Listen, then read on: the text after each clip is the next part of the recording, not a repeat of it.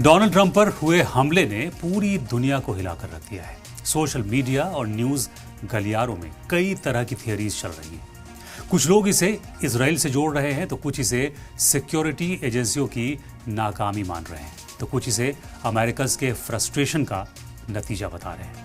दुनिया के सबसे ताकतवर मुल्क के प्रेसिडेंट पर हमले की कोशिश ने हर शख्स की जुबान पर एक नई कहानी छोड़ दी है। वॉशिंगटन डीसी में व्हाइट हाउस कॉरेस्पॉन्डेंट्स डिनर के दौरान हुई फायरिंग के मामले में जांच जारी है और हमलावर की पहचान कैलिफोर्निया के रहने वाले 31 साल के कोल थॉमस एलन के तौर पर हुई है। शुरुआती जांच और हमलावर के पास से मिले एक मैनिफेस्टो से पता चला है कि उसके निशाने पर प्रेसिडेंट डोनाल्ड ट्रंप और उनके एडमिनिस्ट्रेशन के आला अफसरान थे। लॉस एंजलिस से ट्रेन के जरिए वॉशिंगटन पहुंचने वाले हमलावर ने खुद को एक मैकेनिकल इंजीनियर और टीचर बताया है।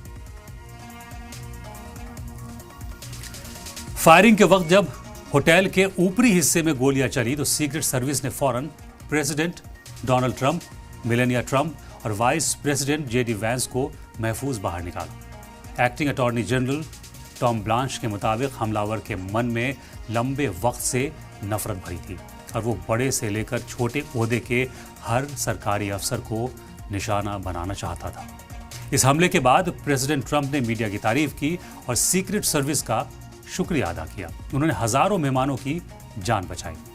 अब एलन पर फेडरल कोर्ट में केस चलाया जाएगा और FBI की टीमें इस पूरे मामले की गहराई से जांच कर रही हैं। ट्रंप ने फायरिंग के बाद लोगों से अमन की अपील की है।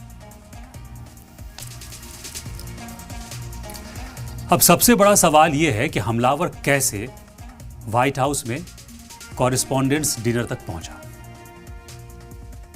क्या कर रही थी CIA और FBI जैसी सिक्योरिटी और इंटेलिजेंस एजेंसियां। कैसे इन एजेंसियों को कोल थॉमस एलन की मूवमेंट का पता नहीं चला। लॉस एंजलिस से ट्रेन का लंबा सफर तय करके हमलावर वॉशिंगटन पहुंचा, लेकिन रास्ते में कहीं भी उसकी हरकतों या मंशा का सुराग नहीं लग सका। दुनिया की सबसे बड़ी खुफिया एजेंसी होने का दावा करने वाली CIA और FBI, शक शुबहात और सवाल तो उठेंगे ही। ऐसे हमलों पर सवाल हमले के पीछे के मकसद को लेकर भी उठ रहे हैं।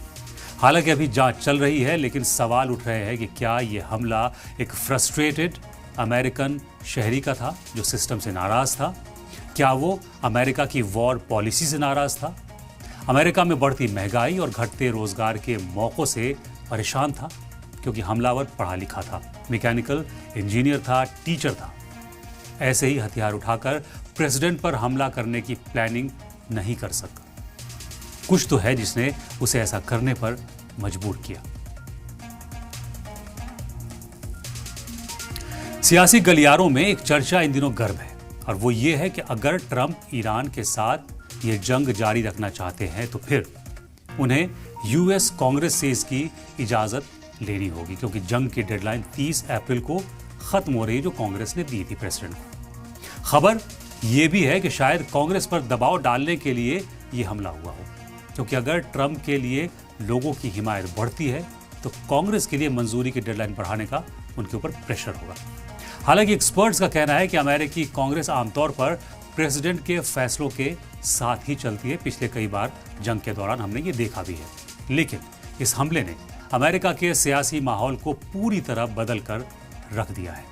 सोशल मीडिया पर एक थियरी ये भी चल रही है कि कोल थॉमस एलन जीसस पर, यानी हजरत ईसा पर ट्रंप के किए गए पोस्ट से बहुत नाराज था।